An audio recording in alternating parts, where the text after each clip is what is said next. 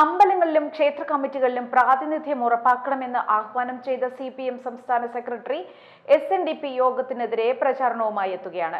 സഖാക്കന്മാർ vote ലക്ഷ്യമാക്കി ഹിന്ദുത്വം പറയണം, പക്ഷേ SNDP യോഗമോ BJPയോ RSS തുടങ്ങിയ മറ്റു സംഘടനകളോ അത് പറയാൻ പാടില്ല.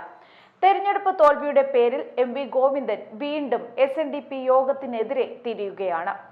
SNDPയെ അതിശക്തമായി എതിർക്കാനും പാർട്ടി സെക്രട്ടറി ആഹ്വാനം ചെയ്യുകയാണ്. ജനറൽ സെക്രട്ടറി വെള്ളാപ്പള്ളി നടേശൻ SNDPയെ ഹിന്ദുത്വ രാഷ്ട്രീയത്തിലേക്ക് കൊണ്ടുപോവുകയാണ് എന്ന് അദ്ദേഹം പറയുന്നു. കോന്നിയിൽ KSKTU പത്തനംതിട്ട ജില്ലാ സമ്മേളനത്തിൽ പ്രസംഗിക്കുമ്പോഴായിരുന്നു ചെറിയ ഇടവേളയ്ക്ക് ശേഷം CPM സംസ്ഥാന സെക്രട്ടറി SNDPക്കെതിരെ ആക്രമണം കടുപ്പിച്ചത്. SNDP നീക്കത്തെ ഇടതുപക്ഷം അതിശക്തമായി എതിർക്കണം. വെള്ളാപ്പള്ളിയുടെ ഭാര്യ ആലപ്പുഴയിൽ BJPക്ക് വേണ്ടി പ്രചാരണത്തിന് നേതൃത്വം കൊടുത്തു.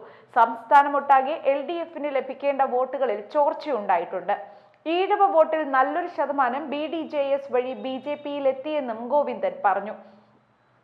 വൻ പരാജയം ഏറ്റുവാങ്ങിയെങ്കിലും LDF ഉയർത്തിയ വിഷയങ്ങളെ തുണയ്ക്കുന്നവരാണ് കേരളത്തിലെ 80% ജനങ്ങളുമെന്നാണ് പാർലമെന്റ് തെരഞ്ഞെടുപ്പ് ഫലം വ്യക്തമാക്കുന്നത്.